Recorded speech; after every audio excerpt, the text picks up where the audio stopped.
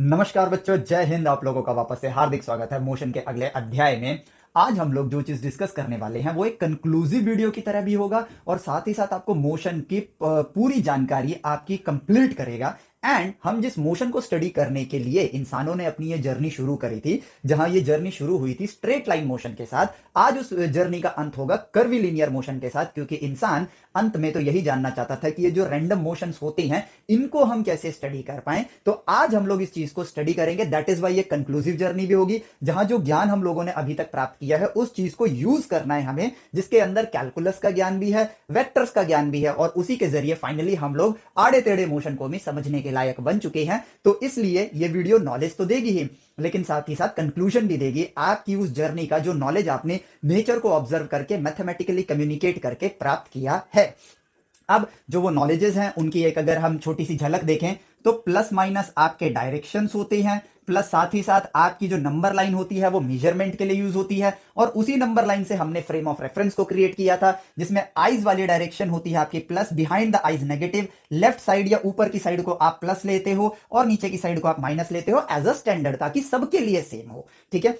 Plus हमने ये जाना था कि आपके जो परपेंडिकुलर मोशंस होते हैं वो एक दूसरे से इंडिपेंडेंट होते हैं, ये ज्ञान हमने प्राप्त किया। और जो रिजल्टेंट मोशन होता है वो इन दोनों का कॉम्बिनेशन होता है, एज सिंपल एज दैट। और बस यही वो ज्ञान हमारे लिए काफी हुआ जिसके जरिए हम मोशन को वन डायमेंशनल, टू डायमेंशन और थ्री डायमेंशन के अंदर ढूंढ पाए।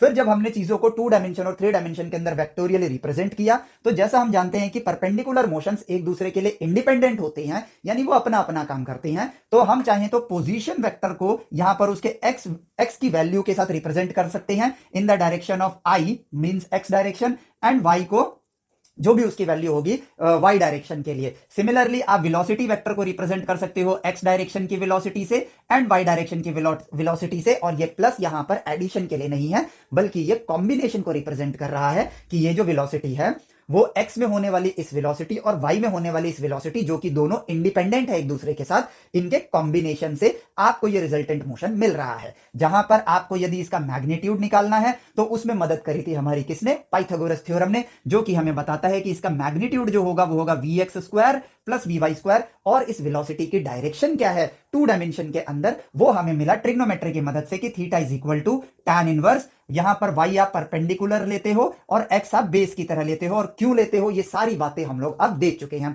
फ्रॉम नंबर्स टू इवोल्यूशन में जिन चीजों को हमने पढ़ा वो इंसानों के पास कैसे आई, इसकी शुरुआत कैसे हुई, अब ये कड़ियां भी हमें समझ आ गई हैं। तो थीटा है परपेंडिकुलर, tan थीटा होता है परपेंडिकुलर अपॉन बेस, तो y कंपोनेंट होगा परपेंडिकुलर, x कंपोनेंट होगा बेस। डेटाबेस को हम लोग देख के बता सकते हैं कि किस एंगल पर इस वक्त उसकी वेलोसिटी है। तो ये सारा ज्ञान हम लोगों ने प्राप्त किया है। अब इसी ज्ञान का इस्तेमाल करते हैं और देखते हैं, और साथ ही साथ हाँ, हमने मैथ के अंदर रिलेशन फंक्शन का भी ज्ञान प्राप्त किया है। अब बात करते हैं कि हम लोग एक मोशन को लेते हैं जिसको एनालाइज करने के लिए हमें क्या चाहिए, हमें चाहिए आपके लिए एक फ्रेम ऑफ रेफरेंस। ठीक है, फ्रेम ऑफ रेफरेंस ले लिया, ये रहा आपका वाई डायरेक्शन और ये रहा आपका एक्स डायरेक्शन। अब जैसा कि आपको पता है कि आपके लिए यहां पर x और y का मोशन इंडिपेंडेंट रहेगा, तो हम एक कर्व पाथ लेते हैं कुछ इस तरीके से। ठीक है, कर्व पाथ लेते हैं इस तरीके से, और ये है फ्रेम ऑफ रेफरेंस जहां पर यहां पर नंबर्स लिखे होंगे प्लस और माइनस में, जैसा कि आपको पता है। अब अगर मैं बात करूं कि इस कर्वी लीनियर पाथ पे यदि मैं देखूं कि अगर एक पर्सन जीरो टाइम पर यहां पर स्टैंड करता है, ठीक है, बेशक उसने ये वाला पाथ ट्रेवल किया और वो यहां से यहां पहुंच गया, तो उसका अगर मैं पोजीशन देखूं इनिशियल तो वो ये है। अब जरा आप ये सोचो कि आप इसका पोजीशन कैसे बताओगे। कोई भी मेजरमेंट करने के लिए आपको क्या चाहिए, एक फ्रेम ऑफ रेफरेंस। ऑब्जर्वर कहां खड़ा होगा, ओरिजिन पर खड़ा होगा, तो ऑब्जर्वर बोलेगा कि इसका जो एक्स कोऑर्डिनेट है वो तो ये रहा, और y कोऑर्डिनेट जो है वो तो ये रहा, यानी कि इसका जो कोऑर्डिनेट है मान लेते हैं वो x1 y1 है, और इस पॉइंट का कोऑर्डिनेट जो है वो x2 y2 है, जो कि आपको कुछ यहां पर दिख जाएगा। और फ्रेम ऑफ रेफरेंस किस लिए है, मेजरमेंट के लिए है। ठीक है, अब अगर ये पर्सन यहां से यहां जा रहा है तो इसके पोजीशन को यदि मैं देखूं तो ऑब्जर्वर क्या देखेगा कि इसका पोजीशन कहां है, इसका पोजीशन यहां है, ये रहा। तो यही पोजीशन का जो ये एरो बन रहा है ये रिप्रेजेंट करेगा इसके पोजीशन वेक्टर को, और क्योंकि ये इनिशियल पोजीशन है तो मैं इसको पी से रिप्रेजेंट करता हूं, और वेक्टर का सिंबल क्यों, क्योंकि पोजीशन के लिए वो कितना दूर है ये पता होना चाहिए और डायरेक्शन पता होनी चाहिए, क्योंकि बिना डायरेक्शन के पोजीशन का कोई मतलब नहीं है। तो यहां पर अगर वो एंगल थीटा आई है तो यहां पर क्या हम थीटा आई और इसका मैग्नीट्यूड x1 और y1 से निकाल सकते हैं। यस, अगर आपको ये लेंथ चाहिए तो ये लेंथ होगी, इसको एक्स आई लिख देता हूं मैं, x i v i x f v f, ठीक है, इनिशियल और फाइनल। थोड़ा सा गला आज बैठा हुआ है। तो यदि एक्स आई ये पोजीशन है और वी आई ये लेंथ है, ये वाली लेंथ आपकी वी वाई आई है, सॉरी वाई आई है, तो यहां पर अगर मुझे इस लेंथ का मुझे दूरी बतानी है कि ऑब्जर्वर से वो पर्सन इनिशियल पोजीशन जो थी उसकी कितनी दूर थी, तो मैं यहां पर कैलकुलेट कर सकता हूं कि मैग्नीट्यूड ऑफ पी आई, जिसको मैं वेक्टर की तरह रिप्रेजेंट करूं तो ऐसे आएगा, p i vector is x i i cap plus y i j cap. तो इसका मैग्नीट्यूड देखें तो बेस का स्क्वायर प्लस परपेंडिकुलर का स्क्वायर, यानी कि यहां पर वही चीज आई, एक्स आई का स्क्वायर प्लस वाई आई का स्क्वायर का अंडर रूट, आपको यहां पर मैग्नीट्यूड मिल गया, इनिशियल पोजीशन का मैग्नीट्यूड मिल गया। अगर मुझे डायरेक्शन चाहिए तो tan थीटा आई जो होगा मेरे लिए वो क्या होगा, परपेंडिकुलर अपॉन बेस, यानी y i divide by x i, so theta i बन जाएगा tan inverse y i upon में एक्स आई। सिमिलर चीज आप फाइनल पोजीशन के लिए कर सकते हो। तो फाइनल पोजीशन का जो वेक्टर बनेगा यदि हम उसको देखें तो वो कुछ इस तरीके से नजर आएगा, वो कुछ इस तरीके से नजर आएगा, हाँ ये रहा, ठीक है, और इसका जो एंगल है वो थीटा एफ ले लेते हैं, ठीक है। तो ये रहा वाई एफ और यहां से यहां तक की जो लेंथ है दैट इज एक्स एफ, यहां से यहां तक की लेंथ।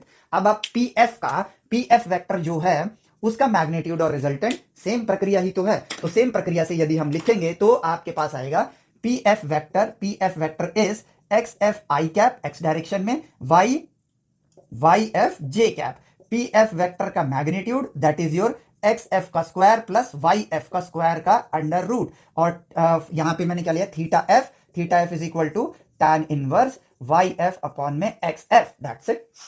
यही तो वो ज्ञान है जो हमने कहां से प्राप्त किया है, कुदरत से प्राप्त किया है। अब देखो, अब अगर मैं ये कहूं कि अगर मैं ऑब्जर्वर हूं और मैं ओरिजिन पर खड़ा हूं, तो मेरे लिए ये पर्सन ने इस पाथ पर ट्रेवल किया, इस पाथ पर ट्रेवल किया, ठीक है। अगर उसने इस पाथ पे ट्रेवल किया तो मैं चेंज इन पोजीशन निकालना चाहता हूं, मैं क्या निकालना चाहता हूं, चेंज इन पोजीशन, ठीक है। अब मेरे लिए जो चैलेंज है ना, मेरे लिए चैलेंज है इस कर्वीलिनियर पाथ को कैलकुलेट करना, ठीक है, क्योंकि वो चीज अभी तक मैंने कुदरत से ज्ञान प्राप्त नहीं किया है। हालांकि हम रेडी हैं क्योंकि हमने कैलकुलस को जान लिया है, बट यहां पर स्टिल अभी के लिए हम ये कहेंगे कि अभी हमने वो ज्ञान प्राप्त नहीं किया है। तो वो चेंज इन पोजीशन को ना इस सीधी रेखा पर ही देख सकता है जो कि उस कर्व जितना नहीं है।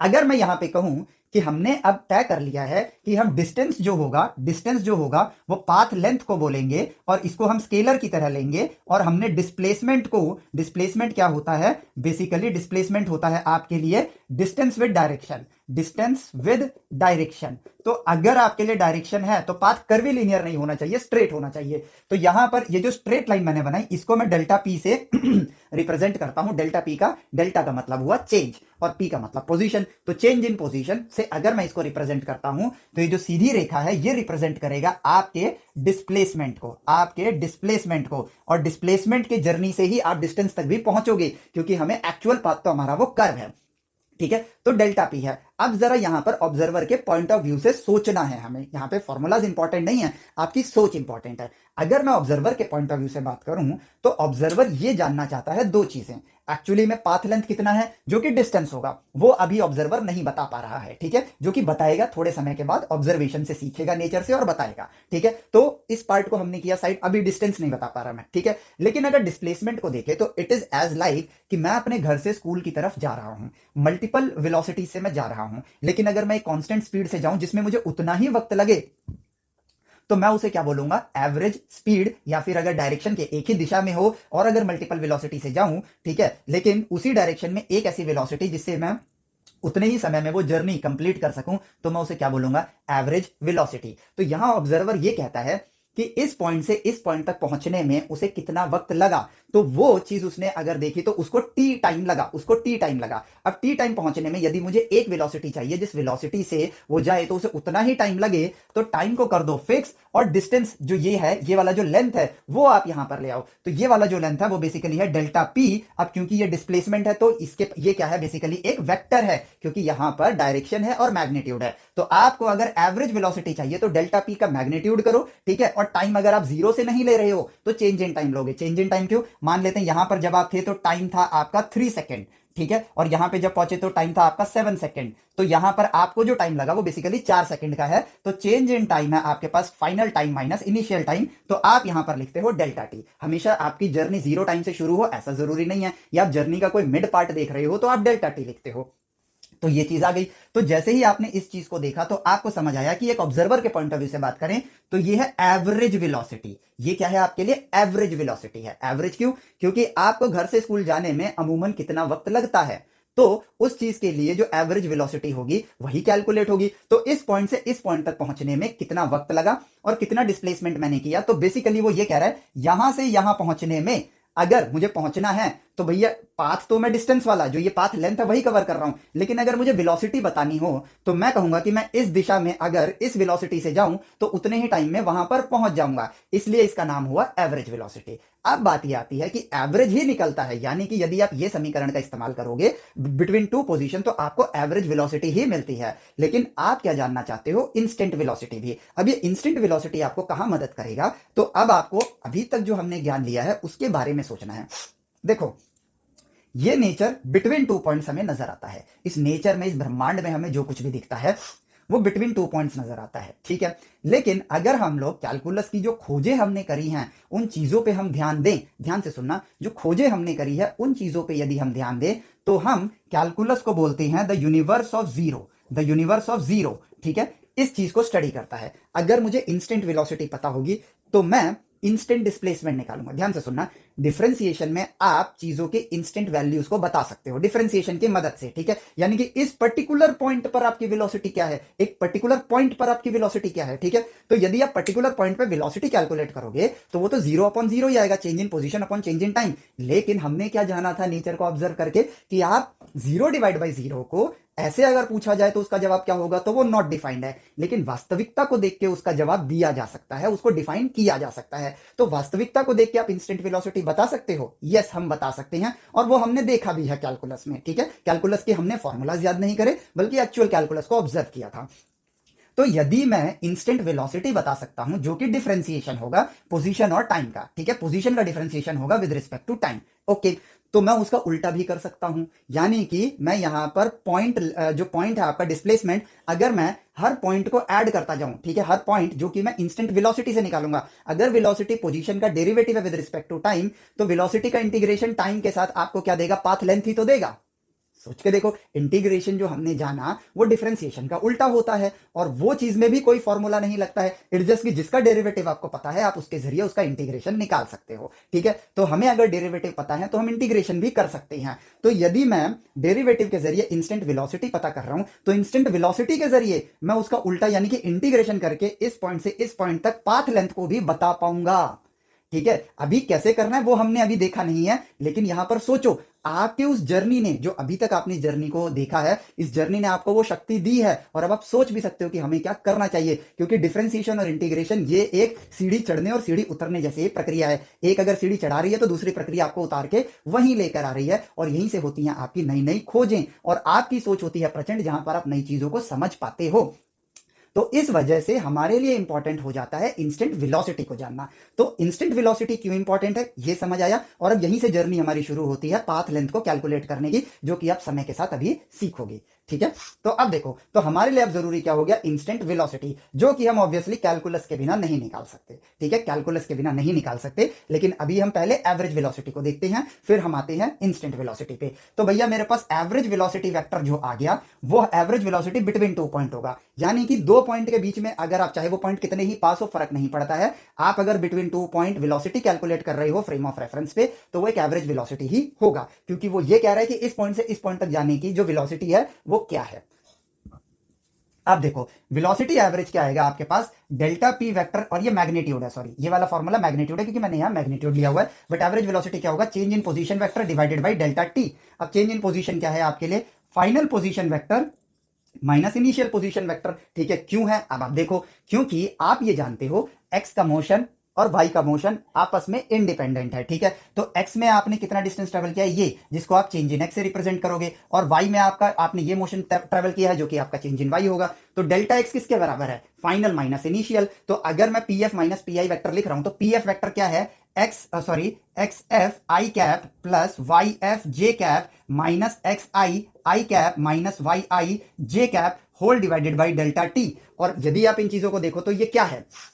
X f minus x i common लूंगा मैं i cap, plus y f minus y i common लूंगा j cap, whole divided by delta t. तो उनको अलग अलग लिख दो, क्योंकि कॉमन डिनोमिनेटर आप अलग अलग लिख सकते हो। तो ये क्या बन गया, इसको आप ध्यान से देखो तो change in x divided by change in time is equal to velocity in x direction. तो ये बन जाएगा v x i cap plus v y j cap, ठीक है। और हाँ, क्योंकि ये एवरेज वेलोसिटी है तो ये एक्स और वाई डायरेक्शन की भी एवरेज वेलोसिटी ही बताएंगे, ठीक है। अब देखो मजेदार बात आई ना, जो हमने जाना है वही चीज हमें देखने को मिल रही है, यानी कि हम सही सोच रहे हैं। अब जरा सोचा जाए तो यहां पर अगर मैं वेलोसिटी की डायरेक्शन को देखूं तो भैया जिस डायरेक्शन में आपकी पोजीशन चेंज हो रही है वही डायरेक्शन तो होगी आपकी। तो ये डायरेक्शन मैं ले लेता हूं फाई, ठीक है, फाई आएगा। तो यहां पर आपको अगर इसकी डायरेक्शन चाहिए तो ये लेंथ डेल्टा वाई है, वही ट्राइंगल बनाओगे आप, ये लेंथ डेल्टा एक्स है और डेल्टा एक्स डेल्टा वाई आपको दिख ही रहा है। तो tan फाई आपके लिए क्या आ जाएगा, tan phi will be delta y upon में delta x, phi will be equal to tan inverse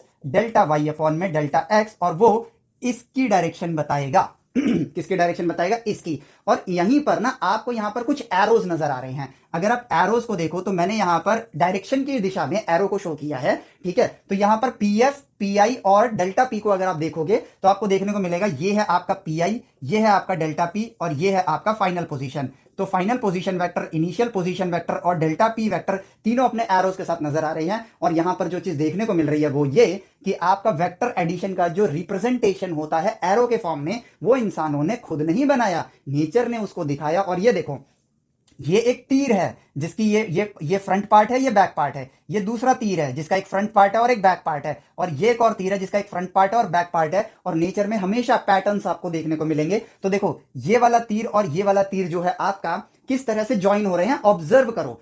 इसकी जो पूंछ है और इसका जो फेस है वो आपस में कनेक्ट हो रहे हैं, ठीक है। और ये जो फाइनल वेक्टर है, जो आपको ये जो तीसरा वेक्टर दिख रहा है, पी एफ वेक्टर जो दिख रहा है, वो एक तीर की पूंछ से और एक तीर के मुंह के साथ कनेक्ट कर रहा है और उसका मुंह के साथ कनेक्ट हो रहा है। तो यहां से एक चीज देखने को मिलती है कि हमने यहां पे देखा कि डेल्टा पी वेक्टर जो हमें पता है वो है P f minus p i vector, यही है, यह ज्ञान तो हमारे पास है। तो यदि मैं पी आई वेक्टर को यहां ले आता हूं तो यह बनता है p i vector plus delta p vector is equal to p f vector.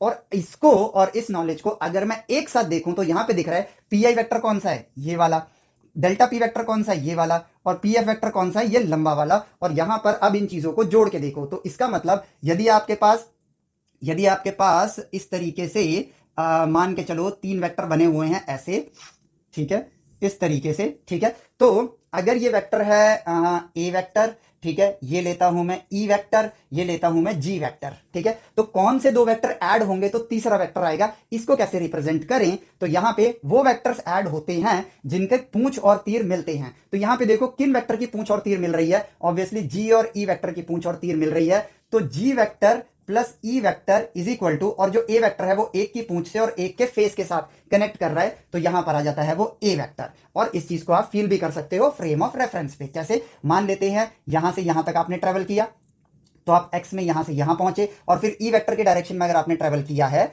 तो आप देखो आप एक्स में वापस आ जाते हो और वाई में आप यहां से यहां तक जाते हो जी वेक्टर में, और ई वेक्टर में उतना ही फिर नीचे आ जाते हो। तो आप देखो ये ए वेक्टर के साथ मैच कर रहा है कि नहीं कर रहा है। ए वेक्टर क्या है, यहां से यहां तक का ट्रेवल, और वाई में उसने कितना ट्रेवल किया, यहां से, तो इनिशियल पोजीशन से आपने यहां से यहां तक ही ट्रेवल किया है। सिंपल स्ट्रेट लाइन बनाओ और देखो और आपको चीजें यहां पर समझ आ जाती हैं। यानी कि अगर दो वेक्टर्स हैं, ठीक है, और एक तीसरा वेक्टर मैंने ऐसे लिया, ठीक है, और इसको मैं बोलता हूं ए वेक्टर, इसको बोलता हूं सी वेक्टर, इसको बोलता हूं सॉरी इसको बी वेक्टर, इसको सी वेक्टर। तो कौन से दो वेक्टर रिप्रेजेंटेशन में किन दो वेक्टर को ऐड करूंगा तो तीसरा वेक्टर आएगा रिप्रेजेंटेशन में। और जो होगा भी, तो यहां पर सी और बी को देखो फ्रंट और बैक मीट कर रहे हैं, और ए वेक्टर के जो ए वेक्टर और बी वेक्टर में फेस मैच कर रहा है, बट ए वेक्टर जो है एक वेक्टर की तो पूंछ के साथ जुड़ा हुआ है और दूसरे वेक्टर के फेस के साथ जुड़ा हुआ है। इसका मतलब b vector plus c vector is equal to a vector. लो भैया, डिस्कवरी हो गई हमारी, ठीक है। तो ये चीजें रटने की बजाय हम नेचर को ऑब्जर्व करके भी ढूंढ सकते हैं। तो ये हो गया आपका पोजीशन वेक्टर। इसीलिए अब आप हमेशा, ठीक है, कह सकते हो कि वेलोसिटी वेक्टर का average is equal to change in position vector divided by change in time, ठीक है। इससे आपको मिलेगा वी एक्स और वी आई दोनों इंडिविजुअली मिलेंगे, एक्स डायरेक्शन की वेलोसिटी और वाई डायरेक्शन की वेलोसिटी, ठीक है। एंगल निकालना है, मैग्नीट्यूड निकालना है, पाइथागोरस और ट्रिग्नोमेट्री, इन्हीं का हमें इस्तेमाल करना होगा, दैट्स इट। अब बारी आती है अगले पड़ाव की, जहां पर हम चलते हैं इंस्टेंट वेलोसिटी को जानने के लिए, ठीक है। और ये कड़ियां जुड़ेंगी आपके कर्वीलिनियर मोशन को समझाने के लिए, ठीक है। तो अब देखो यदि मैं किसी भी पॉइंट पर इंस्टेंट वेलोसिटी जानना चाहता हूं तो इंस्टेंट वेलोसिटी क्या होगा। मान लेते हैं कि मैं यहां पर एक कर्विलिनियर पाथ लेता हूं, कर्व्ड पाथ है ये, ठीक है।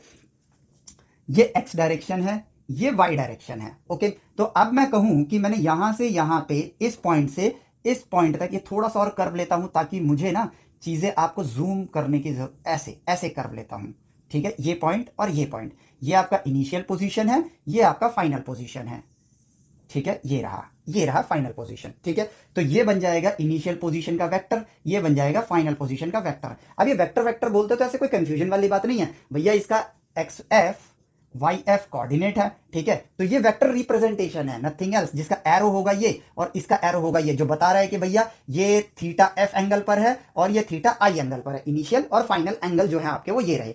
तो बेसिकली इसका मतलब ये कि आपने ऐसे ट्रेवल किया है, ठीक है, इस पाथ पे ट्रेवल किया है। आप इस पाथ पे ट्रेवल करते हुए ये जो कर्विलिनियर पाथ है इस पर, ठीक है। तो आप इन दोनों के बीच में एवरेज वेलोसिटी ही बता सकते हो as of now. As of now अगर आप एवरेज वेलोसिटी बताओगे तो ये जो स्ट्रेट लाइन है, ये जो स्ट्रेट लाइन है, ये डिस्प्लेसमेंट होगा और ये पाथ लेंथ होगा आपका डिस्टेंस। तो जो डिस्प्लेसमेंट है वो कैसे है, अगर आप पीआई से पीएफ की तरफ जाओगे तो एक ऑब्जर्वर के पॉइंट ऑफ व्यू से, पहले देखो ऑब्जर्वर के पॉइंट ऑफ व्यू से, आप यहां थे, यहां से यहां गए हो, तो ऑब्जर्वर क्या बोलेगा, आप यहां से यहां गए हो तो आपका एरो किधर होना चाहिए, इधर होना चाहिए। अब एरो के बेसिस पे एक बार देखते हैं, तो यहां पे दिख रहा है पीएफ मतलब P I plus delta p vector, ये बन जाएगा आपके लिए डेल्टा पी वेक्टर, ठीक है, इज इक्वल टू आपका बन जाता है पी एफ वेक्टर। और डेल्टा पी वेक्टर बेसिकली क्या होता है, P f vector minus p i vector, जो कि सेम टू सेम ही है, ठीक है। ये बस रिवीजन के लिए, जो अभी थोड़ी देर पहले हमने एरो वाली बात को खोजा था, ठीक है, तो वो मिल गया। So what I can calculate is average velocity vector, जो कि हो जाएगा डेल्टा पी वेक्टर अपॉन में डेल्टा टी, जो कि बेसिकली क्या हो जाता है, अगर मैं वेक्टर है उसको कंपोनेंट में लिखूं तो delta x i cap upon में delta t plus delta y upon में delta t j cap is equal to average velocity vector.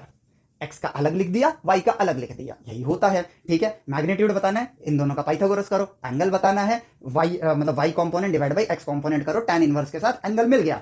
चलो इस चीज में हम हो गए बहुत ज्यादा प्रचंड रूप से पक्के। लेकिन अब बात आती है कि हमें जानना है एक्चुअली में इसकी इंस्टेंट वेलोसिटी, ठीक है। इंस्टेंट वेलोसिटी कौन से पॉइंट पे, कोई भी पॉइंट कंसीडर कर सकते हो, ये पॉइंट ये पॉइंट ये पॉइंट। लेकिन मैं कहता हूं कि चलो इसी इनिशियल पोजीशन पर, ये तो इधर से ट्रेवल करता हुआ आ रहा है, तो इस इनिशियल पोजीशन पर आपकी इंस्टेंट वेलोसिटी कितनी है, यानी कि ये पॉइंट को हम मार्क कर देते हैं, ठीक है, ए से।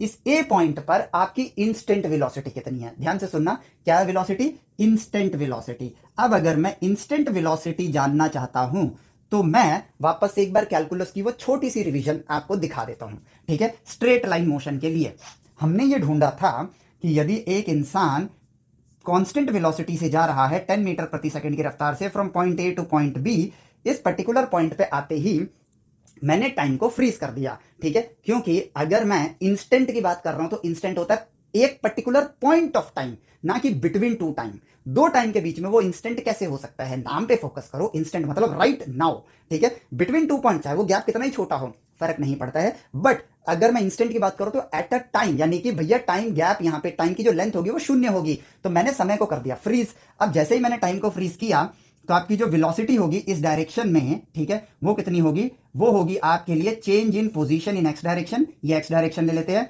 Divide by delta T. अब मैं इंस्टेंट निकालना चाहता हूं तो मैं यहां पे INST लिखता हूं, इंस्टेंट, ठीक है।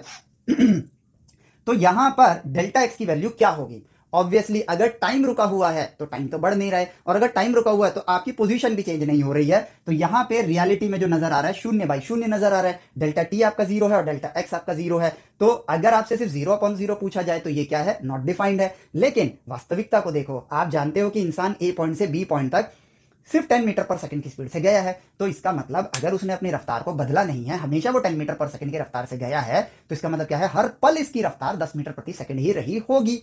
यही सीखा था हमने कैलकुलस में, कैलकुलस की ओरिजिन को समझने के लिए। तो इसका मतलब कि यदि मैं इंस्टेंट वेलोसिटी पे बोलूंगा तो यहां पर उसकी रफ्तार जो होगी वो 10 मीटर पर सेकंड ही होगी, वो बदलेगी नहीं, वो वही होगी। और ऐसे हमने समझा था कि 0/0 की तो ऐसे कितनी सारी वेलोसिटीज हो सकती है। मान लो अगर आप 10 की स्पीड से न जाके 20 से जाते तो इस केस में 0/0 की वैल्यू 10 ना होकर कितनी होती, 20 होती। ठीक है, तो ऐसे कैलकुलस की डिस्कवरी हुई, ठीक है, जो हमने एक्सप्लोर करी। अब बात आती है कि यदि ये वेरिएबल स्पीड से एक्सिलरेट कर रहा होगा तो क्या। तो हमने कहा कि भैया एक काम करो, कोई बात नहीं, इस पॉइंट पे इंस्टेंट जानना है ना, तो आपने एक प्रक्रिया निकाली लिमिट की। लिमिट के जरिए क्या करते हो, 0/0 को आप सॉल्व नहीं कर सकते हो, इसीलिए हम कहते हैं कि कैलकुलस के अंदर कोई फॉर्मूला नहीं होता है। तो लिमिट की प्रक्रिया ये थी कि उसने कहा इस पॉइंट पे जानना चाहते हो ना, तो बिटवीन 2 पॉइंट निकालो, इसकी जो वेलोसिटी होगी, ठीक है, इसकी जो वेलोसिटी होगी बिटवीन 2 पॉइंट, जो कि बढ़ रही है, ऑब्वियसली बढ़ रही है समय के साथ, लेकिन यहां पे जब आप निकालोगे तो आपको एक वैल्यू मिलेगी v1, ठीक है, वैल्यू, ये v फॉर वैल्यू है, वैल्यू 1 मिली, ठीक है। आपने फिर क्या किया, गैप को थोड़ा और छोटा किया, ठीक है, तो आपको वैल्यू v2 मिली। आप एक्चुअली में जानना चाहते हो कि उस पॉइंट ऑफ टाइम पर, इस पॉइंट पे, इस पॉइंट ऑफ टाइम पर आपकी रफ्तार कितनी है। तो यहां से यहां तक रफ्तार बढ़ रही होगी, जो कि अभी कम है, लेकिन यहां आते आते बढ़ी है, ठीक है। लेकिन अगर मैं गैप को और कम कर दूं तो यहां पे रफ्तार ज्यादा होगी, और यहां से यहां पहुंचने में जो डेटा मिल रहा है आपको कि भैया यहां से यहां की एवरेज वेलोसिटी कितनी है, तो वो और बढ़ जाएगी, ठीक है। थोड़ा और गैप कम करेंगे तो वो और बढ़ जाएगी, क्योंकि डेल्टा टी भी आपका टाइम के साथ छोटा गैप ले रहे हो तो टाइम कम होता जाएगा। तो इससे होगा क्या, ये वैल्यू ना एक वैल्यू की तरफ अप्रोच कर रही होगी, इसी प्रक्रिया को हम कहते हैं लिमिट। उस अप्रोच के जरिए हम लोग 0/0 की वैल्यू को डिफाइन करते हैं, वास्तविकता को देखकर, रियलिटी को देखकर। और इसी प्रक्रिया से हमने क्या ढूंढ लिया, उसी प्रक्रिया को जब हम डिवीजन में यूज करते हैं तो हम कहते हैं डेरिवेटिव। लिमिट की प्रक्रिया को जब हम डिवीजन में यूज करते हैं, comparing one variation with respect to another variation is called differentiation. और जब आप मल्टीप्लीकेशन करते हो तो उसको कहते हैं इंटीग्रेशन, और डिवीजन का ऑपोजिट ही होता है मल्टीप्लीकेशन। तो लिमिट की ही प्रक्रिया है बस कैलकुलस में, और कुछ नहीं है, कि करीब की वैल्यू की मदद से उस पॉइंट की वैल्यू को, यानी कि 0/0 को प्रिडिक्ट करना है हमें, जो कि वास्तविकता में हो रहा है उसको देख के, ठीक है। तो यहां पर ये जो वैल्यूज होंगी, जब आप गैप छोटा करोगे v2 आएगा, देन और छोटा करोगे v3 आएगा, देन v4 आएगा। इसके बेसिस पे आप देखोगे कि ये वैल्यू कहां अप्रोच कर रही है, ठीक है। अब मान लो ये वैल्यू, अगर मान लेते हैं यहां पे आते आते ये वैल्यू अप्रोच करते करते ऐसे दिख रही है कि 23.7 मीटर पर सेकेंड, ठीक है,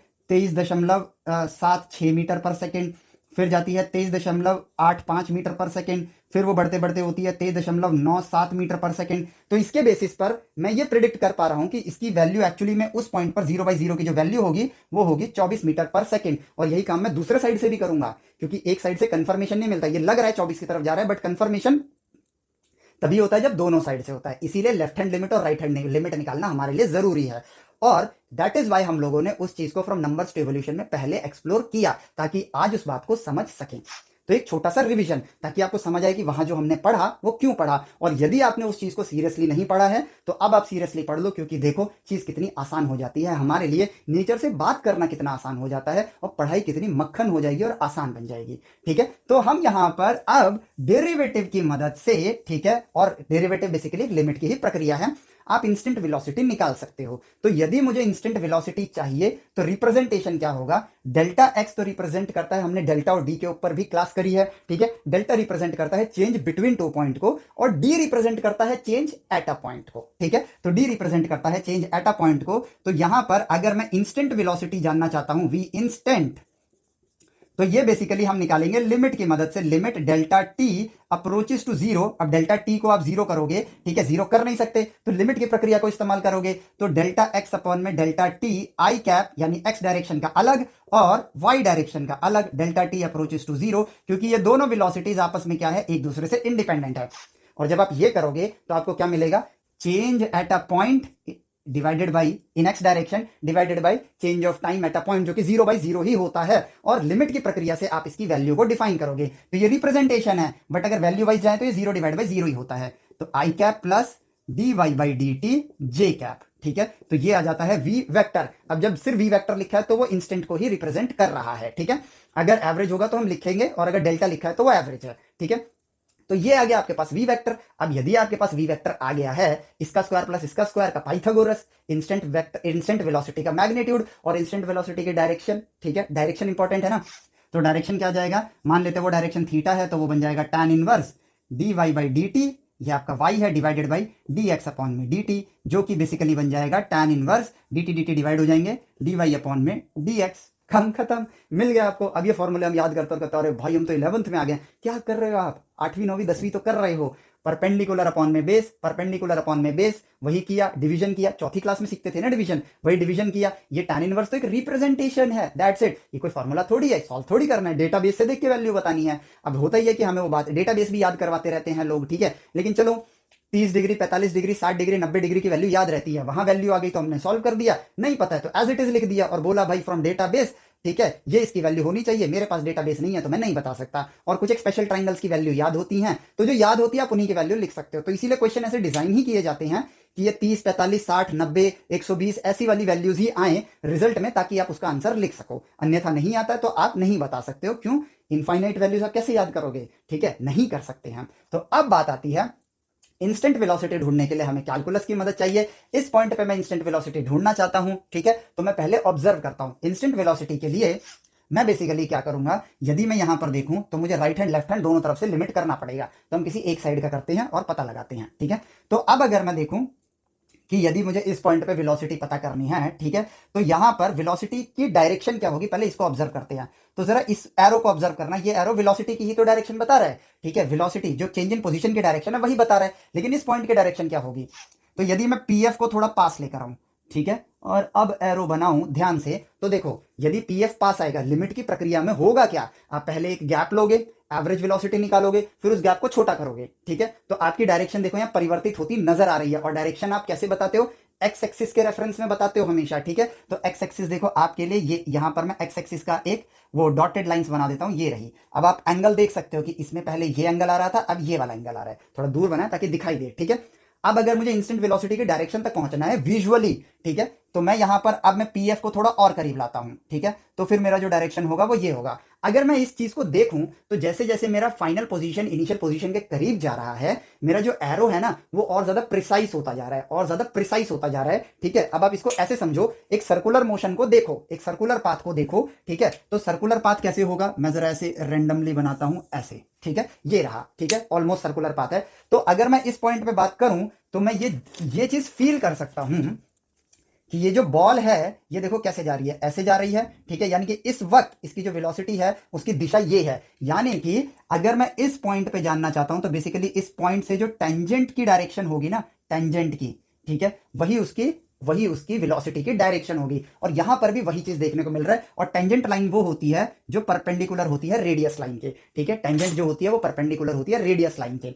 तो अब ये जो डायरेक्शन है यानी टेंजेंशियल डायरेक्शन, अब वो क्यों होगा, क्योंकि देखो अगर आप इसको एक कर्व की तरह लोगे तो अगर बिटवीन 2 पॉइंट देखोगे तो वो एक कॉर्ड की तरह रिप्रेजेंट करेगा, ठीक है, और अगर आप इंस्टेंट डायरेक्शन को देखोगे तो वो टेंजेंट की तरह रिप्रेजेंट करेगा। और टेंजेंट और कॉर्ड में क्या डिफरेंस होता है? कॉर्ड एक कर्व को 2 पॉइंट पे कट करता है और टेंजेंट एक कर्व को 1 पॉइंट पे टच करता है, ठीक है। अब देखो अगर मैं पीएफ को और पास ले आऊं तो अभी भी ये बिटवीन 2 पॉइंट ही है। जूम करते हैं इसे, यही है मान लो वो जूम्ड पार्ट, ठीक है, थोड़ा सा और जूम किया अगर मैंने, ठीक है, तो ये बना मेरा पीएफ पीआई का डिफरेंस, ये थोड़ा और पास गए, थोड़ा और पास गए, थोड़ा और पास गए, तो ये जो लाइन है ना बेसिकली टेंजेंट लाइन को ही मीट करती हुई नजर आ रही है। तो ये जो एंगल है, जैसे जैसे आपका लिमिट यानी कि ये जो डेल्टा एक्स है ये जीरो को अप्रोच करता जाएगा, जैसे जैसे आप डेल्टा टी को जीरो को अप्रोच कराओगे, जैसे कि मान लो ये आपका देखो ये फाइनल पोजीशंस की नई नई पॉइंट्स हैं, ठीक है, ये रहा, पहले पी एफ यहां था, फिर मूव करा के यहां ले आए, और पी आई की लाइन ले लेता हूं पी आई। तो पहले डेल्टा पी इतना था, फिर डेल्टा पी कम किया, फिर डेल्टा पी और कम किया, फिर डेल्टा पी और कम किया, फिर और कम किया।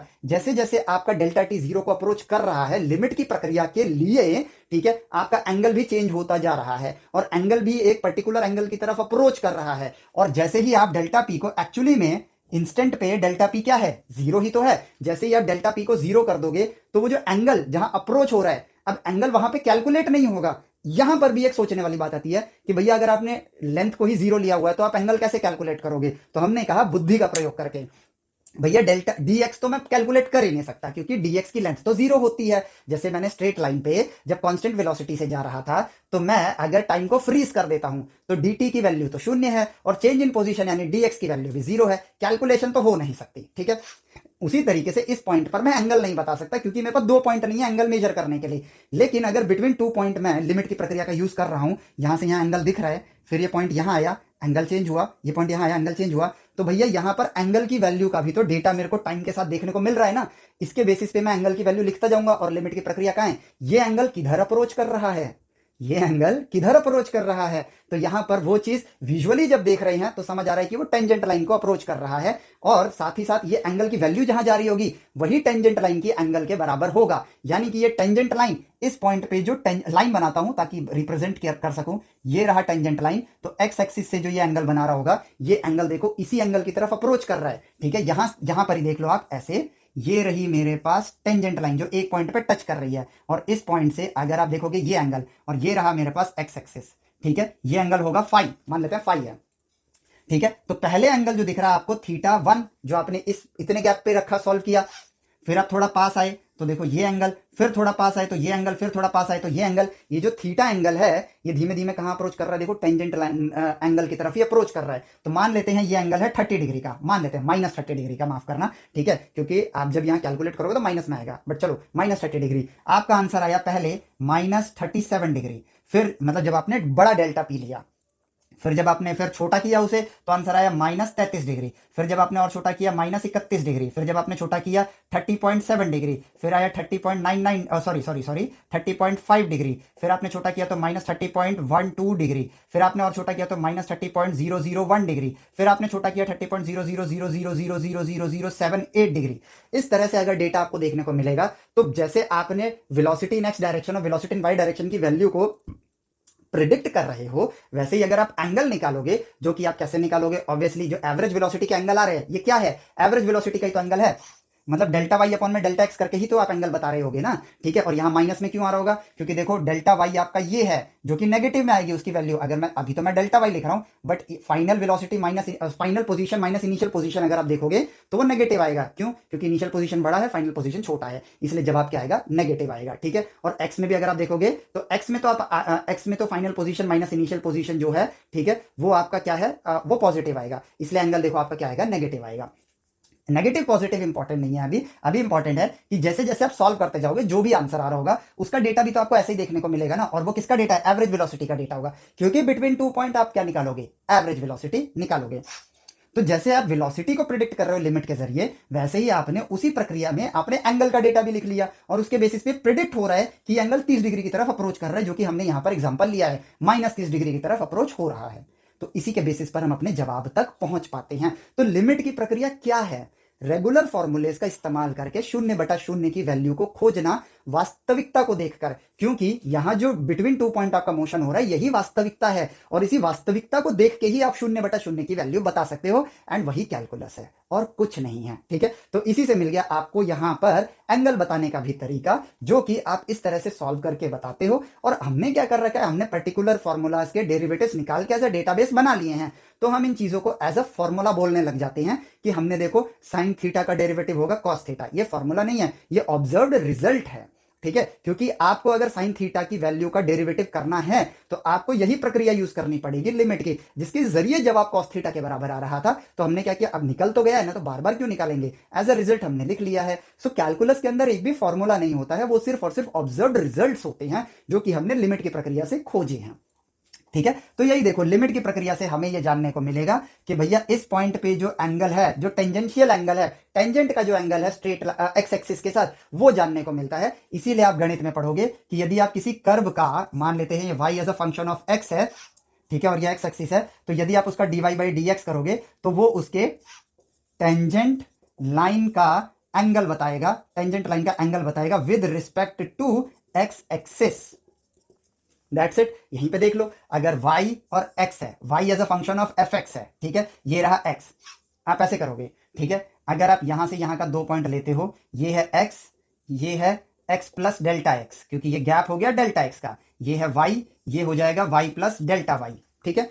अब आप इसको छोटा करते जाओगे, आप लिमिट की प्रक्रिया के लिए छोटा करोगे तो ये छोटा हो गया, और छोटा करोगे ये ऐसे होगा, हालांकि यहां पे तो आपको नहीं नजर आ रहा होगा, बट जूम करोगे तो, अगर जूम करोगे तो ये कुछ ऐसे ही होगा ना, बिटवीन 2 पॉइंट कॉर्ड ही रहेगा, ठीक है। आप डेल्टा एक्स को 0 करना चाहते हो, आप कर रहे हो, आप डेल्टा वाई को, जब डेल्टा एक्स को 0 करोगे तो ऑटोमेटिकली डेल्टा वाई भी आपका 0 हो रहा होगा। तो जब आप डी वाई बाई, अगर आप सॉरी टैन थीटा को देखो, टैन थीटा को देखोगे बिटवीन 2 पॉइंट, तो वो क्या है, डेल्टा वाई अपॉन में delta x perpendicular upon base, age limit delta x approach करेगा 0 को, तो ये क्या बन जाएगा, dy अपॉन में dx। तो जब ये वैल्यू जो कि 0/0 है, लेकिन अब वास्तविकता में देख के इसकी वैल्यू बताओगे तो उसी के साथ आपके tan थीटा की वैल्यू भी किसी नंबर की तरफ अप्रोच कर रही होगी, ठीक है। जो कि क्या होगा बेसिकली, जब ये एक पॉइंट बन जाएगा तो कॉर्ड थोड़ी रहेगा, अगर कॉर्ड बिटवीन 2 पॉइंट है तो जब ये डेल्टा एक्स 0 हो जाएगा तो ये जो बिटवीन 2 पॉइंट आपको दिख रहा है ये तो एक पॉइंट बन जाएंगे, और यदि एक पॉइंट बन जाएगा तो बेसिकली ये टेंजेंट लाइन जो होगी ना उसके एंगल को तो रिप्रेजेंट करेगा। एक अगर टेंजेंट लाइन है अगर कॉर्ड एक टेंजेंट लाइन की तरफ अप्रोच करेगा तो कभी उसको पार करेगा नहीं, ये उसी के बराबर हो जाएगा, यानी कि आपको जो एंगल मिलेगा वो टेंजेंट लाइन का मिलेगा। और ये सोचने वाली चीज है, सिर्फ सुन के याद नहीं, आपका भी काम है ऑब्जर्व करना। तो इसीलिए dy बाई डी एक्स देता है आपको टेंजेंट लाइन की डायरेक्शन, जो कि आप 12वीं में पढ़ते हो मेकिंग अ टेंजेंट लाइन, 11वीं में पढ़ते हो स्ट्रेट लाइन इक्वेशन बनाना, 12वीं में पढ़ते हो टेंजेंट लाइन की इक्वेशन बनाना, जिसकी वजह से आप 12वीं में लिखोगे कि ये तो स्लोप ऑफ टेंजेंट लाइन के बराबर होता है। फिर फॉर्मूलाज आने स्टार्ट हो जाएंगे कि नॉर्मल लाइन क्या होती है, टेंजेंट लाइन के परपेंडिकुलर लाइन, उसका जो स्लोप होता है वो -1 अपॉन टेंजेंट लाइन होता है, तो यहां से आएगा -1 upon dy by d x, फिर आप कहोगे माइनस डी एक्स अपॉन में dy, और फिर कहोगे अरे बेटा हम तो 11वीं 12वीं पढ़ रहे हैं, खतरनाक फॉर्मूले आते हैं। मोशन के जरिए कितनी सारी चीजें कनेक्ट कर पा रहे हैं हम लोग।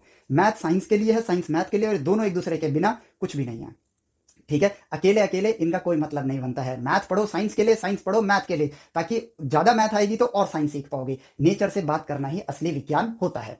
तो ये देखो, तो हमें यहां पर समझ आ गया कि भैया इंस्टेंट वेलोसिटी की डायरेक्शन आप कैसे निकालोगे। ऑब्वियसली जब आप इंस्टेंट वेलोसिटी निकालोगे तो आप लिमिट की प्रक्रिया से, यानी डेरिवेटिव की प्रक्रिया से एक्स डायरेक्शन की इंस्टेंट वेलोसिटी जानोगे, वाई डायरेक्शन की इंस्टेंट वेलोसिटी जानोगे, और जब आपने वेक्टर फॉर्म में लिख ही रखा है तो आप थीटा का मदद से, मतलब वैल्यूज आ गई हैं तो इसकी मदद से आप एंगल भी बता सकते हो। और वो एंगल क्या होता है, उस कर्व का टेंजेंट, जो अगर उस कर्व पे आप एक टेंजेंट बनाओगे ना, टेंजेंट की जो डायरेक्शन होगी, ये विजुअली जानना जरूरी है, टेंजेंट की जो डायरेक्शन होगी वही डायरेक्शन आपको देखने को मिलेगी, क्योंकि यहां एक कर्व है। कर्व पे क्या होता है, जरूरी नहीं, एक स्ट्रेट लाइन भी कर्व ही होता है। एक straight line is a circle with infinite radius. अब इस लाइन के बारे में सोचना, ठीक है। तो टेंजेंशियल डायरेक्शन ही आपका इंस्टेंट वेलोसिटी का डायरेक्शन होता है, दैट्स इट, ठीक है। तो देखो ये बात हमने समझ ली, और अब आप रेडी हो वेक्टर कैलकुलस को जानने के लिए और कर्वीलिनियर मोशन को समझने के लिए, ठीक है। समझ आपको आ गया होगा। मान लेते हैं कि हम एक फ्रेम ऑफ रेफरेंस लेते हैं, एक फ्रेम ऑफ रेफरेंस लेते हैं जिसमें कि हमारा जो वाई डायरेक्शन का मोशन है, ठीक है। अब हम इसको फंक्शन के फॉर्म में लिखेंगे। मैथ में फंक्शन क्यों पढ़ते हैं, इसीलिए तो पढ़ते हैं। एक्स डायरेक्शन में आप कांस्टेंट वेलोसिटी से जा रहे हो, तो यहां पे मैंने एक्स कोऑर्डिनेट लिखा है, यानी कि coordinate of x as a function of time. आपकी रफ्तार ले लेते हैं 3 मीटर प्रति सेकंड। तो यदि आपकी रफ्तार कांस्टेंट है 3 मीटर प्रति सेकंड, तो आपकी पोजीशन ऑफ टाइम क्या होगी, 3 मल्टीप्लाई टी, ठीक है। Speed is equal to distance upon time, तो डिस्टेंस यानी कि आपका पोजीशन ही स्पीड इंटू टाइम के बराबर होगा, तो 3 मल्टीप्लाई टी मीटर, ठीक है। ये बन गया आपका एक्स कोऑर्डिनेट, ठीक है। X as a function of time, t की वैल्यू 1 सेकंड, आपकी पोजीशन 3 मीटर, टी की वैल्यू 2 सेकंड, आपका पोजीशन 6 मीटर, टी की वैल्यू 3 सेकंड, आपका पोजीशन 9 मीटर, काम खत्म। अब वाई लेते हैं as cos t plus cos t plus 3। अब इसको देखा जाए तो कॉस टी होगा ऐसे, लेकिन अगर +3 कर दिया तो वो 3 यूनिट ऊपर चला जाएगा। गणित में हमने सब ऑब्जर्व किया है, ठीक है, सब ऑब्जर्व किया है। तो ये मोशन कुछ ऐसे देखने को मिलेगा, ऐसे। और ये देखो, ये तो कर्वीलिनियर मोशन है, ठीक है। तो अब अगर मैं कहूं कि मुझे इसका पोजीशन जानना है, मान लेते हैं इस पर्टिकुलर टाइम पे, यहां पे t इक्वल टू 0 है, बट यहां इक्वल टू, मान लेते हैं इनिशियल पोजीशन है ti, और यहां से वो यहां पहुंच रहा है, तो ये पोजीशन ले लिया मैंने tf। तो ये जो टाइम का गैप है ना, एक्स का गैप नहीं, ठीक है, ये टाइम के गैप को, ठीक है, टाइम के गैप को मैंने रखा यहाँ पे डेल्टा टी, जो कि रिप्रेजेंट कर रहा है टी एफ माइनस टी आई को, जो कि टाइम की लेंथ ही बता रहा है, ठीक है। अब अगर मैं इसकी पोजीशन को देखूं तो ये रहा इनिशियल पोजीशन वेक्टर, और ये रहा मेरे पास फाइनल पोजीशन वेक्टर, ठीक है। एवरेज वेलोसिटी बतानी है, ठीक है। पहले तो मैं इसका पोजीशन वेक्टर लिख लेता हूं। Position vector as a function of time लिखूंगा अब मैं, क्योंकि भैया टाइम के साथ लिख रहे हो ना, इज इक्वल टू 3t, ठीक है, यहां पे मीटर भी लिखना होगा, 3t metre i cap plus cos t plus 3 metre j cap, ठीक है, ये रहा। तो ये है मेरा पोजीशन वेक्टर, ठीक है। पी आई मतलब टी आई लूंगा मैं यहां पर, तो पी आई को मैं लिखता हूं यहां पर, अब देखते जाओ बस, ठीक है। P i vector is 3ti, ठीक है, अभी एम नहीं लिख रहा हूं, मीटर नहीं लिख रहा हूं, ठीक है, i cap plus cos t i plus 3 j cap, ठीक है, ये रहा। यानी टी आई एक वैल्यू है, ये एक फिक्स वैल्यू है, मैंने यहाँ पे वैल्यू डाली, उसका एक्स कोऑर्डिनेट पता चल गया, वही वैल्यू यहां डाली, सॉल्व किया, उसका वाई पोजीशन पता चल गया, तो आपका इनिशियल पोजीशन वेक्टर मिल गया। तो final position vector will be 3tf I cap plus cos t F plus 3 j cap, ये रहा आपका फाइनल पोजीशन वेक्टर। अब बात करते हैं चेंज इन पोजीशन वेक्टर की, तो वो आ जाएगा 3tf माइनस 3ti आई कैप, एक्स का अलग वाई का अलग, cos t f minus cos t आई जे कैप, क्योंकि 3 - 3 तो हो जाएगा 0।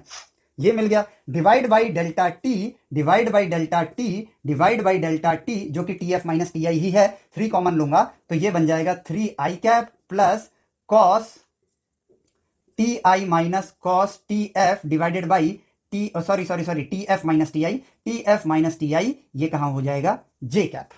ये बन गया आपका देखो डेल्टा पी वेक्टर अपॉन में डेल्टा टी, जो कि क्या है एवरेज वेलोसिटी, क्या है आपके लिए एवरेज वेलोसिटी। अच्छा इंस्टेंट वेलोसिटी निकालनी है, ठीक है, तो v इंस्टेंट को देखें, अगर v इंस्टेंट को अगर मैं देखूं तो इंस्टेंट वेलोसिटी कैसे निकाला जाएगा, एवरेज वेलोसिटी मतलब इस पॉइंट से इस पॉइंट के बीच में एक लाइन बना दो जो कि यहां मर्ज होती हुई नजर आ रही है, बट ये कर्व है, वो एक कॉर्ड की तरह है, ठीक है, कॉर्ड की तरह है, आप समझ गए होंगे, ठीक है। तो भैया मैग्नीट्यूड चाहिए एवरेज वेलोसिटी का, इसका स्क्वायर प्लस इसका स्क्वायर का अंडर रूट, जिसमें टी एफ टी आई की वैल्यू आपको पता है, 3 4 5 जो भी होगी डाल के सॉल्व करोगे एक वैल्यू आ जाएगी, पाइथागोरस किया, मैग्नीट्यूड आ गया, एंगल चाहिए this divide by this, tan inverse मिल गया एंगल, ठीक है। अब यहां निकालते हैं इंस्टेंट वेलोसिटी, तो इंस्टेंट वेलोसिटी क्या होगी, लिमिट की प्रक्रिया से निकालोगे, आप पीएफ को पीआई के पास लेके जाओगे, ठीक है, तो लिमिट यहां पे किसी भी एक चीज को जीरो करो जिसके वजह से बाकी के पैरामीटर जीरो हो जाते हैं, तो वो निकल कर आएगा, डेल्टा टी को हमने शून्य की तरफ ले जा रहे हैं, तो ये बन जाएगा मेरे पास डी एक्स अपॉन में d t, x as a function of time i cap plus d y t upon में डी टी जे कैप। जब आप लिमिट की प्रक्रिया ऐसे नहीं लिखते हैं, मैंने लिख गलत दिया, मतलब क्या गलत लिख दिया वो बताता हूं। पहले आप अगर लिमिट लिख रहे हो, limit delta t approaches to zero, तो आप लिखोगे डेल्टा एक्स अपॉन में delta t i cap plus limit की मदद से ढूंढ रहे हो delta t approaches to zero, delta y upon में डेल्टा टी जे कैप, ये लिखोगे। इस पूरी चीज को जब आप सॉल्व करोगे तो वो किसको रिप्रेजेंट कर रहा है, वो रिप्रेजेंट कर रहा है डी एक्स अपॉन में डी टी आई कैप को एंड डी वाई अपॉन में डी टी जे कैप को रिप्रेजेंट कर रहा है, और ये हो जाएगा इंस्टेंट वेलोसिटी वेक्टर, जो कि हम निकालेंगे। कैसे निकालेंगे, x क्या है 3t है, ठीक है, इसीलिए मैथ्स के अंदर हम इन चीजों के डेरिवेटिव्स को पढ़ते हैं, ठीक है। हमने ये चीजें इसलिए नहीं पढ़ी है कि हमें कोई एग्जाम देना है, ये चीजें पढ़ रहे हैं ताकि हम कुदरत से बात कर सकें। तो 3t का डेरिवेटिव जो कि आप मैथ्स में सीखोगे ही, ठीक है, वो क्या निकल कर आएगा 3 निकल कर आएगा, और हमने उस प्रक्रिया को भी जाना है कि क्यों 3 आएगा, तो कैलकुलस आपके लिए पढ़ना जरूरी हो गया, ठीक है। तो 3 इसका आंसर आएगा, तो dx अपॉन में dt आया मेरे पास 3 i cap plus dy upon में dt, dy अपॉन में dt, तो यहां पर क्या है 3 प्लस कॉस टी, तो कॉस टी का डेरिवेटिव हमने नेचर में ऑलरेडी ढूंढ रखा है, वो होगा माइनस साइन टी, और कांस्टेंट का जीरो, तो यहां आएगा माइनस साइन टी, तो यहां पर इस प्लस को हटा के लिखूंगा मैं minus sine T j cap.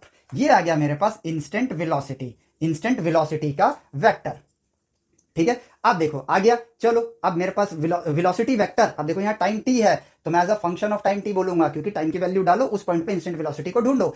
तो यहां पर अगर मेरे पास इंस्टेंट वेलोसिटी आ गई है, तो बताओ उस इंस्टेंट वेलोसिटी का डायरेक्शन क्या होगा, थीटा, थीटा होगा tan इनवर्स, ठीक है, यहां पे आएगा minus sine t divided by 3, ये है। अब ध्यान से देखो, ये थीटा कांस्टेंट नहीं है, as a function of time है, ठीक है, तो आप यहां पे लिखोगे as a function of time, तो theta as a function of time, t की वैल्यू डालो आपको डायरेक्शन मिलती जाएगी, टी की वैल्यू डालो आपको डायरेक्शन पता चलती जाएगी, ठीक है। जैसे कि कॉस है, कॉस की अगर मैं बात करूं तो टी जीरो पे इसकी जो डायरेक्शन होती है ना, जो हमें पहले से पता है और आपको भी पता चल जाएगी जैसे जैसे सवालों को हल करोगे, वो पैरेलल टू एक्स एक्सिस होती है, ठीक है। तो theta at zero will be, ये चेक करने के लिए है, tan inverse minus sine, sine zero upon में 3, साइन जीरो की वैल्यू क्या होगी जीरो होगी, तो यहां पर आएगा tan इनवर्स शून्य, और tan इनवर्स शून्य पे क्या आंसर आता है, tan जीरो कब होता है 0 डिग्री पे ही तो होता है, तो देखो ये 0 डिग्री यानी एक्स एक्सिस के पैरेलल, मतलब 0 डिग्री, ठीक है। अब अगर टाइम की वैल्यू आप लोगे ये कॉस 0 पे होता है, और ये पॉइंट कौन सा आता है आपके लिए,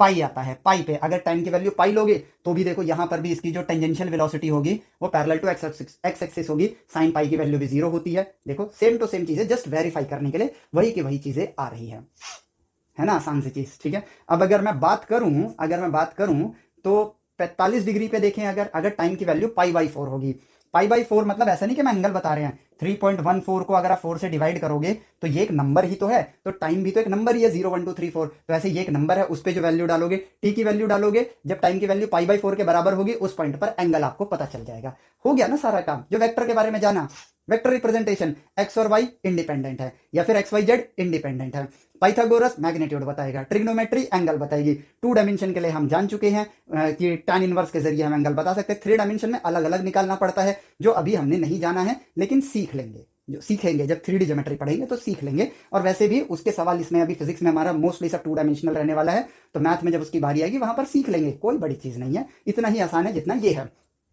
तो इंस्टेंट वेलोसिटी पता चल गई। किसी पर्टिकुलर टाइम पे चाहिए, टाइम की वैल्यू डालो, इंस्टेंट वेलोसिटी मिल गई। अब एक्सीलरेशन वेक्टर क्या होता है? वो तो होता है डीवी अपॉन में डी टी, एक्स का i cap plus d v y upon में डी टी जे कैप, यानी कि इसका डेरिवेटिव। वो भी आप कैसे निकालते हो? लिमिट की प्रक्रिया से निकालते हो। तो वी इंस्टेंट देखो, सॉरी ए इंस्टेंट देखो, ए इंस्टेंट क्या होगा? 3 का डेरिवेटिव क्या होगा? 0 आई कैप, यानी एक्स डायरेक्शन में कोई एक्सीलरेशन नहीं है, अभी वास्तविकता पे बात करेंगे। और वाई डायरेक्शन में क्या एक्सीलरेशन होगा? माइनस साइन टी का डेरिवेटिव होगा आपके लिए minus cos T j cap. ये देखो आ गया। अब जैसा कि आप जानते थे, इस परिस्थिति में एक्स डायरेक्शन कांस्टेंट वेलोसिटी से जा रहा है, 3 मीटर पर सेकंड। ये तो पोजीशन है ना, 3t, ठीक है। तो वेलोसिटी क्या है इसकी? कांस्टेंट है। देखो यहां भी दिख रहा है ना, एक्स डायरेक्शन की वेलोसिटी कांस्टेंट है। यदि वेलोसिटी कांस्टेंट है तो एक्सीलरेशन क्या होगा? शून्य ही तो होगा। वही तो आया है ना, आसान सी चीज, वही तो आया। यही बात है। अब आपको प्रोजेक्टाइल मोशन को दिखाते हैं, क्योंकि वो आप पढ़ चुके हो, ये भी आसानी से समझ आएगा। प्रोजेक्टाइल मोशन को भी देखते हैं और हमें चीजें देखो कितनी आसानी से समझ आएंगे। तो अब ये कुछ नहीं, इसी को बोलते हैं वेक्टर और कैलकुलस का मिक्सचर, इसीलिए कहते हैं वेक्टर कैलकुलस, ठीक है। प्रोजेक्टाइल मोशन की यदि मैं बात करूं, ये रहा फ्रेम ऑफ रेफरेंस, ठीक है। इसको हमने यहां पर एक u वेलोसिटी से फेंका, जिसको थीटा एंगल पे फेंका, तो यहां पे जो कंपोनेंट था that was u cos theta, और y कंपोनेंट था इनिशियल u sin थीटा। और ये जो पाथ है वो कुछ इस तरीके से ट्रेवल करते करते यहां तक पहुंचा। ओके, ठीक है। चलो, क्या इक्वेशन ऑफ मोशन हमें पता है कांस्टेंट स्पीड और कांस्टेंट एक्सीलरेशन के लिए? यस। क्या हमें यह पता है कि एक्स का मोशन वाई का मोशन इंडिविजुअली इंडिपेंडेंट होगा? यस। क्या हमें यह पता है कि इन्हीं दोनों इंडिविजुअल मोशन के कॉम्बिनेशन से फाइनल रिजल्टेंट मोशन आएगा? यस। बाकी के सारी प्रक्रिया कैलकुलस के बारे में पता है? यस। ओके, तो position as a function of time देखे तो वो क्या होगा? X position as a function of time i cap होगा, plus y position as a function of time j cap होगा। और एक्स और वाई कोऑर्डिनेट्स क्या है? ये भैया टाइम टी टाइम पे वो यहां पहुंचा, तो इसका जो एक्स कोऑर्डिनेट है और इसका जो वाई कोऑर्डिनेट है, तो हमने क्या लिख दिया? Y as a function of time and x as a function of time. Okay, अब निकालते हैं x as a function of time क्या होगा। हमने ये ऑब्जर्व किया है प्रोजेक्टाइल मोशन में कि गुरुत्वाकर्षण बल सिर्फ नीचे लगता है, इधर नहीं लगता है, ठीक है। तो इधर की जो रफ्तार है वो कांस्टेंट वेलोसिटी वाली है। तो यहां पे वेलोसिटी एक्स डायरेक्शन में कितनी है? u cos थीटा, ये वेलोसिटी है। तो पोजीशन क्या होगा? Velocity multiply time is your position, तो ये बन जाएगा u cos थीटा t, ठीक है। और वाई टी बन जाएगा आपके लिए, भैया वाई क्या है? बेसिकली हाइट को बता रहा है, तो एस की जगह मैं लिखता हूं s is equal to u t plus half a t square, ठीक है। और हमें इसको डायरेक्शन के साथ लिखना है, जैसा कि हम ऑब्जर्व कर चुके हैं मोशन अंडर ग्रेविटी में, ठीक है। तो ये क्या आ जाएगा? यू तो ऊपर की तरफ है, यू साइन थीटा, तो प्लस टाइम तो स्केलर है, ठीक है, माइनस एक्सीलरेशन कहां है? नीचे है, माइनस हाफ जी, ठीक है, टी स्क्वायर। अब यहां पे वेक्टर के फॉर्म में लिखो, तो position vector as a function of time is u cos theta t i cap. और यहां पर ध्यान से देखना, ये थीटा यहां पर कांस्टेंट है, वास्तविकता पता होनी चाहिए। ये वो थीटा है जो थ्रो के टाइम पर है, बस आगे के थीटास अलग अलग हैं, उसको हम फाई से रिप्रेजेंट कर देंगे, ठीक है। लेकिन ये जस्ट थ्रोइंग एंगल है और कुछ नहीं, तो ये थीटा आपका कांस्टेंट है, वेरिएबल नहीं है। प्लस यहां पर आ जाएगा u sine theta t minus half g t square j cap. लो भैया, आपका प्रोजेक्टाइल मोशन रिप्रेजेंट हो गया वेक्टर फॉर्म में as a function of time में। और इसी चीज को आप आगे चल के पढ़ोगे, ठीक है। जो कि बस ऐसे ही एक जगह एक छोटी सी डेफिनेशन दे देंगे, इसी को कहते हैं पैरामेट्रिक फॉर्म, इसी को नाम दिया गया है पैरामेट्रिक फॉर्म, ठीक है। इसके लिए आप डेरिवेशन के फॉर्मूले याद करते हो कि भैया इसका डेरिवेटिव करो, फिर इन दोनों को डिवाइड कर दो, आ जाता है। अरे हम सब देख के बता सकते हैं, ठीक है। नेचर को ऑब्जर्व करना, वो चीजें करनी है, कोई बड़ी चीज नहीं है। पैरामेट्रिक फॉर्म मतलब दोनों फंक्शंस अलग अलग रिप्रेजेंट किए गए हैं in the form of another variable, और वो वेरिएबल यहां पर क्या है? टाइम है इस केस में, ठीक है। तो यहां पे हो गया हमारा फंक्शन पैरामेट्रिक फॉर्म के फॉर्म में रिप्रेजेंट हो गया। क्या चाहिए आपको? अगली चीज क्या चाहिए? वेलोसिटी। चलो बता देते हैं। तो velocity as a function of time क्या होगा? डीपी अपॉन में dt, जो कि बेसिकली क्या है? Limit delta P T vector upon में डेल्टा टी। एवरेज वेलोसिटी में लिमिट की प्रक्रिया की मदद से हम लोग डेरिवेटिव निकालते हैं, तो वो बनता है आपका velocity vector as a function of time. तो velocity vector as a function of time यहां पर आएगा इसका derivative with respect to time. Constant जो है, अब डेरिवेटिव के इक्वेशंस आप लोगों को पता ही चल गए होंगे, ठीक है। तो वो चीज है, तो हम यहां पर सीधा उसका सॉल्यूशन लिखते हैं, वरना नहीं पता है तो लिमिट की प्रक्रिया की मदद से आप इसको निकाल सकते हो। और एक बार निकाल लिया, डायरेक्ट यूज करो। तो यू कॉस थीटा एक कांस्टेंट है, तो वो बाहर आ जाएगा। टी का डेरिवेटिव 1 होगा, तो u cos theta i cap, इसकी एक्स डायरेक्शन की वेलोसिटी, जो कि हमें पता भी है, यहां से वेरिफिकेशन भी हो रहा है। एक्स डायरेक्शन की वेलोसिटी तो हमेशा कांस्टेंट रहेगी ना, तो वो यू कॉस थीटा ही आया। अब इसकी वेलोसिटी देखते हैं, प्लस में सिंपल टाइम यहां पे 1 हो जाएगा यू साइन थीटा, और माइनस जी टी हो जाएगा, 2t आएगा यहां पे, 2 से 2 कट जाएगा, जी टी बचेगा, जे कैप, ठीक है। अब देखो यही तो बात है, ठीक है। वाई डायरेक्शन का मोशन अंडर एक्सेलरेशन है, v is equal to u plus a t होता है। v क्या है, v y is equal to u sine theta minus g t ही तो होगा। एग्जैक्टली वही आया जो इंडिपेंडेंट मोशन, यानी कैलकुलस हमने जो खोजी है सही खोजी है, कुछ गलत नहीं किया है हमने, ठीक है। अब acceleration as a function of time, इसको सॉल्व करने से पहले हमको पता है कि भैया इधर का एक्सीलरेशन क्या है, जीरो, इधर का एक्सीलरेशन क्या है, ठीक है। मतलब फ्रेम ऑफ रेफरेंस में देखेंगे तो ऊपर की तरफ एक्सीलरेशन क्या है, माइनस जी, यानी कि ये है मेरे पास ए वाई, ठीक है। जवाब माइनस जी आना चाहिए। तो यू कॉस थीटा कांस्टेंट है, कांस्टेंट का डेरिवेटिव जीरो हो गया, जीरो आई कैप, ठीक है, plus u sine theta constant है, डेरिवेटिव जीरो हो गया, टी का डेरिवेटिव वन हो जाएगा, zero minus g is just minus g, ठीक है। तो यहां पर आया minus g j cap, same to same वही आया जो हम जानना चाहते थे, ठीक है। अब देखो ये लिखने के बाद टिप्स एंड ट्रिक्स की जरूरत है। आपसे पूछ लिया जाए, अगर पूछ लिया, मान लो कि मान लेते हैं यहां से यहां तक पहुंचने में जो टाइम लगा, ठीक है, वो टाइम आपको भी पता है कि टाइम ऑफ फ्लाइट का जो टोटल टाइम होता है वो होता है two u sine theta upon में जी, ठीक है, two u sine theta upon में जी।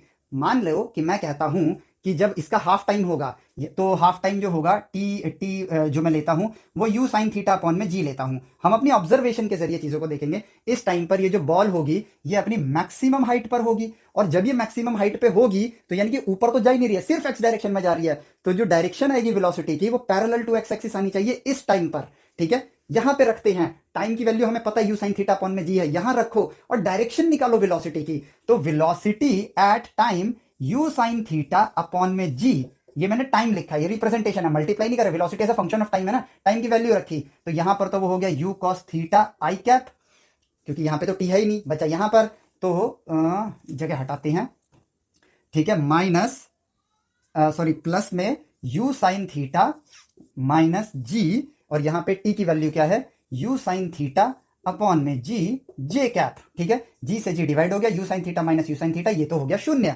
ठीक है। अब आपके पास आ गया u cos theta i cap plus zero j cap is equal to velocity vector at time u sine theta upon में जी, ठीक है, ये आ गया।